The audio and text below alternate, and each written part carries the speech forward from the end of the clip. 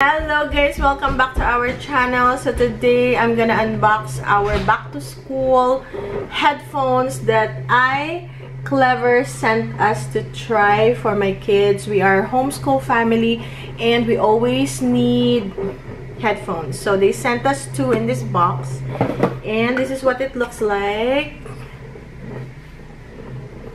Blue and green color. We also have the purple, so it's perfect for our homeschooling. iClever has 15 years of experience in specializing in kids' headphones.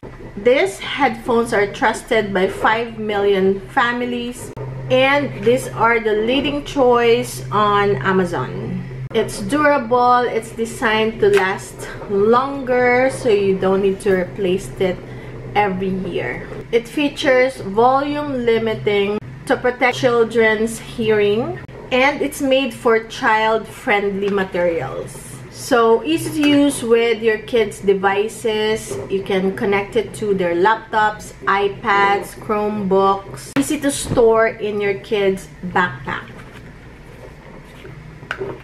And you can choose different colors as well. There are different fun colors. It's also adjustable like this. It fits adults and kids. If you guys want to check it out, I will link iClever in the description box below, or you can search iClever on your Amazon app.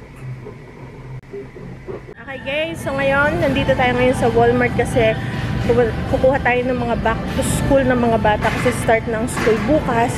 Hinintay ko talaga na one day before para may clearance. And last time na nandito kami, yung mga 99 cents na notepad is 25 cents na lang. So, tingnan natin ngayon. Dito tayo sa Walmart. Kasi dati sa Dollar General, ay, sa Dollar Tree, ako namimili na kalambak to school, $1.25. Which is, dito sa Walmart, mas mura pala. Kasi sa ano, hindi naman nagka-clearance. So, dito tayo ngayon. Ewan ko ba't nandito kami sa grocery. So, nakapamili na ako ng lemon. Yun lang. Kasi lemon lang yung kailangan natin sa ating buhay. So, tingnan natin kung meron pa clearance dito. Yung mga clearance, guys, na binibili ko dito. Nabibenta ko siya. Kaya, natutuwa ang lola niyo. At saka pala, gusto ko silang bilhan ng uniforme. Na kahit na kami ay homeschooling, gusto ko naka-uniform sila para mas seryoso sila, ma-feel talaga nila na aba, teka, ano tayo, serious business ito. So kukuha tayo ng puti na t-shirt, ganito, kaya lang $5 to. Ay, ito $2 na lang.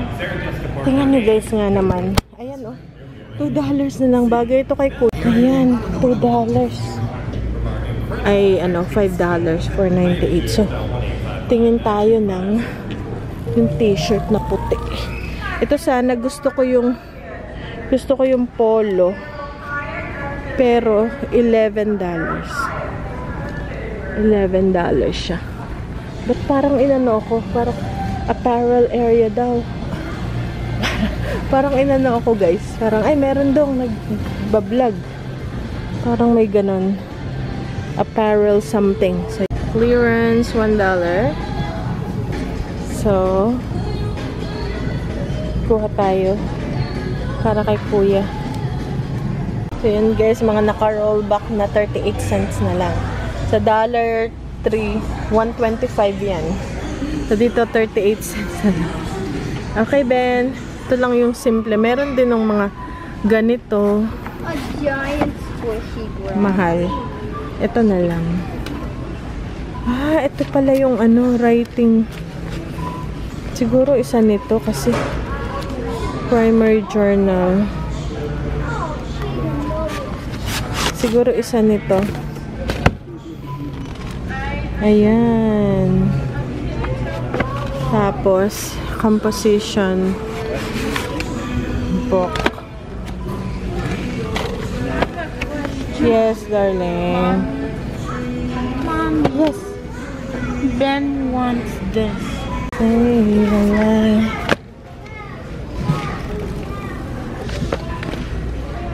Ito, walang ano. Tingnan nyo guys, 50 cents yung markers. Ito 25 pesos lang. Tapos itong crayons, 25 cents lang. Ayan, oh. Ito, which is marami kaming Crayola. Hindi kasi sila mahilig mag-Crayola, kaya. Pero meron din ibang color. May neon, bold and bright, colors of kindness, pastel. Cute na. Yan guys, ang ating napamili na. Puro ano yan. Pero mga rollback na. Kasi ano na, bukas na yung aming, bukas na kami mag-start. Pero yung regular school is Wednesday pa. A day late sila. Kami una ng isang araw. Alright guys. Yan pa may mga headphones. 25 cents for 2. Tingnan nyo guys, clearance. So, ang cute ng mug. Ceramic mug. Time and table. Ang cute, no? Wow, may pa-gold. Ay, ito rin pala. Ito naman, may pa-purple. Ang daming clearance. Parang 150 pesos. Parang ang sarap uminom ng kape. Ito naman, hindi siya clearance. Ito ang mga clearance. Ito pa. Ayan. Wow. Ito pa, clouds. Buti tumigil na music. Ito pa, be kind to your mind. Aba. Ito, 550. Kasi dalawa na siya. Bloom where you're planted. Diba ang cute? Wow! Tapos ito naman, $6 clearance. Magkano kaya ito originally? Tingnan nyo guys. 1, 2, 3, 4. Apat na siya. $6. Halos $1 something lang. Wow. Ganda ng mga patterns. May lalagyan pa. Ito, maganda rin. Ito. Sa toy section. Ito pa! Ang cute! Tingnan nyo guys. Okay, aray ko. Ano pa ang clearance? And of course, kailangan natin dumaan sa toy section. In the middle of the... Oh, yes. Ayan guys, oh. Plastic to, $1. 50 pesos, $1. Ayan pa, wala masyadong mga ano. Ay, ang cute naman ito, towel clip. Beach towel clip.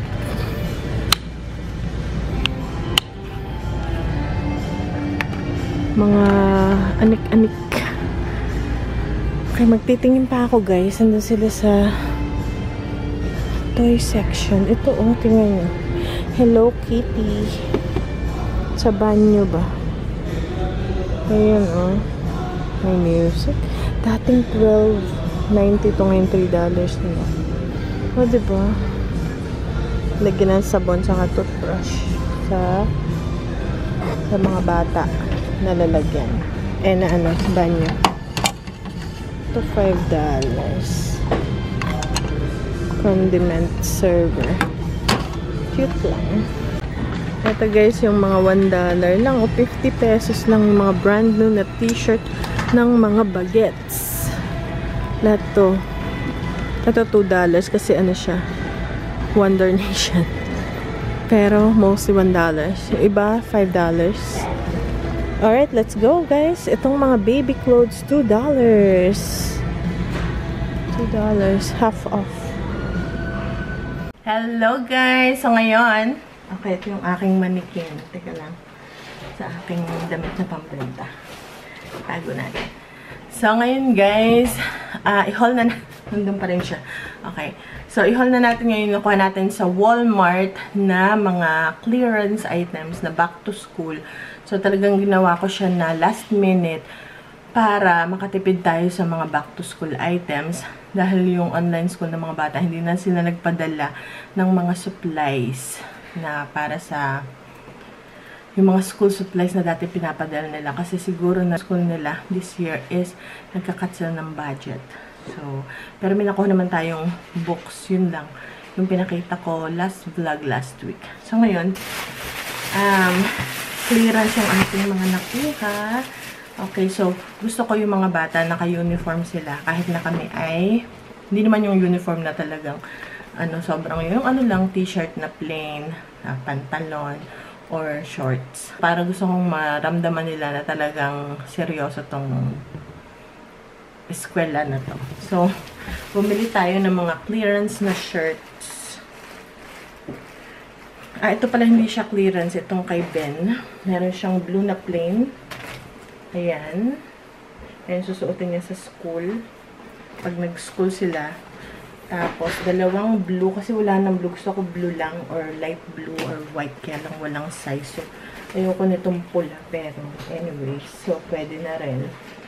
So, pang 5 araw. Kasi 5 araw yung school nila, diba? So, ayan.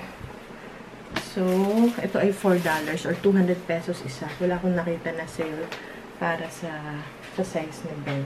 So, isa, iba-ibang kulay kasi nga, wala nang ibang kulay. Gusto ko yung pag blue-blue lang lahat or pag white-white lang lahat. So, 5. Ayan. Tapos, yun namang mga shorts, mayroong dala si Mayora nung pumunta siya dito na shorts na parang formal, pero half shorts siya. And, yun na lang yung gagamitin niya. Kasi marami-rami yung mga 5 yata yun, 4 or 5. So, okay na yun. Tapos, para kay kuya naman, is, ito naman, $3. Ayan.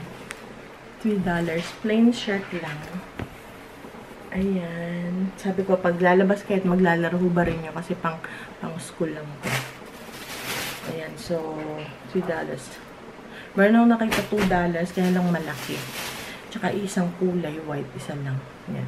So, 3. Ayan. 3, 4. 5 siya. Ito naman, dahil wala si kuyang shorts or pants pag pang school. So, ito yung binili ko. Ito ay $1 lang. Or 50 pesos. Yung mga t-shirts, 150 pesos ang isa. So, ito nakita ko. Meron kaming tinignan na naka-clearance din. $7. Kaya $7. Sabi ko, ito na lang. $1. Nasa bahay lang naman. So, $1 lang to. Black. Ayan. Ito yung size niya. Pang bata. Pero, malaking size. Tapos, ito. Gusto ko sana lahat gray. Gray and blue. Maganda. Ayan. $1. What am I supposed to do with this? Okay. Wait lang. May question si Ben sa kanyang. Nag-start na siya ng kanyang school. Okay guys, so continue natin. May tanong lang si Ben sa kanyang leksyon. So yan. So, nakakita ako ng same na kulay. So, meron akong 4 na gray. Ay no, 3 gray.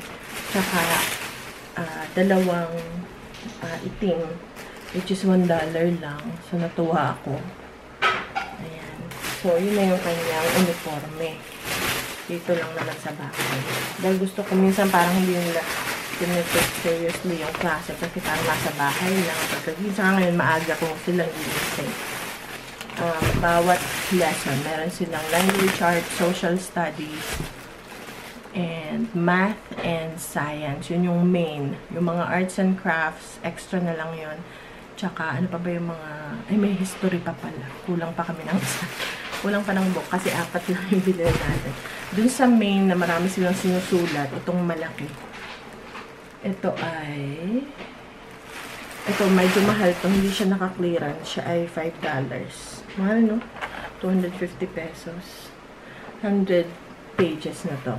Tapos, meron pa siyang folder in between. Para kung merong assignments. Ay, but this one is wala. Ay, ito wala. Ba't ganon? Okay. Ito naman, ito yata yung meron. Ito yung kay kuya. Ito yung may folder. Ayan. Ayan, may folder. Ayun. 2 folder sa gina. Pwedeng hatiin na 2 lessons. And then, ito guys, 35 cents lang. Magkano ba yung sa pesos? 35 cents. So, wala pang 25 cents. Mga 15, 15 pesos. Clearance siya dating. Hindi ko alam kung magkano, basta clearance siya. Ayan. Iba-ibang kulay. Pareho na lang sila. 3 nito. At saka itong malaki. So, 4. Kulang pa pala may history na ngayon. Nadagdagan na. So, 5 na. So, same din kay Ben. Tapos, mayroon pang padala kay Ben dun sa writing, sa school. Mayroon padala. So, yan. Tapos, yung mga pencils. Ito yung gusto ni Kuya yung matataba. So, kanya to. Okay. Tapos, tigisa sila nito. Ito, ano lang to, 35 cents din. Ito, binibili namin to sa Dollar Tree. $1.25 doon. 35 cents na lang. So, dalawa, tigisa sila. As in, exacto. Ganito, 10 gear. So, sabi ko sa Walmart na lang kasi pumunta pala sa Dollar Tree. Mas mahal pala. And ito is, 25 cents din. Kasi nga naka-clearance. Dating mga $1 to. Dalawang glue stick na. Dalawa na. So, tigisa na sila. And ito naman yung napili ni Ben. Gusto niya maliit yung pansulat. Hindi ko lang alam kung may tasa na ito. Ito yung magandang brand dito. Kumbaga dito, ito yung Mongol. Ay! Okay. So, meron na naman silang pencil case na yung last year, yun na lang yung aking papagamit sa kanila. Hindi kailangan ng bago. Ako nga, nung nung kami ay nag-i-school. Kung ano yung tira namin na pages, di ba sa atin? Nakaganto spiral. Titingnan namin isa-isa yung notebook namin. Yung tira, tatanggalin. Pagka masamahin, isang notebook na yun. Tapos, tatahiin, di ba? May ganun eh. Tatahiin. Hindi ko alam ngayon kung ganun pa rin yung sa mga school na tinatahi, pagandahan ng notebook, binabalutan. So, ito mura lang din to. Ito ay 24 pieces na yung binili namin para hindi kami nauubusan. Ay, wala palang tasa. Is ano siya? $5, 250 pesos, 24 pieces. Ayan na. So, meron si Ben na live lesson, 8:30. Ayan, 5 minutes na lang. Pero gising na siya. Gusto niya mag-start na siya ng lesson para tapos na siya for the day. Pag natapos na yung lesson niya today, tapos na siya. Alright guys, see you later. Nagdilig pala ako kahapon kasi grabe yung ampalaya guys. Nasunog, nabulok yung ampalaya. Buti naka-harvest ako nun. Kasi sa sobrang init. Pangit ngayon yung garden. Kahit yung sa mga kapitbahay. Sabi nila, ay pangit. Pero ngayong, nag-start ng August 1st, biglang lumamig guys. Yung, hindi siya masyado mainit, mahalumigmig. Kasi nga patapos na ang summer. Okay guys, so start na tayo.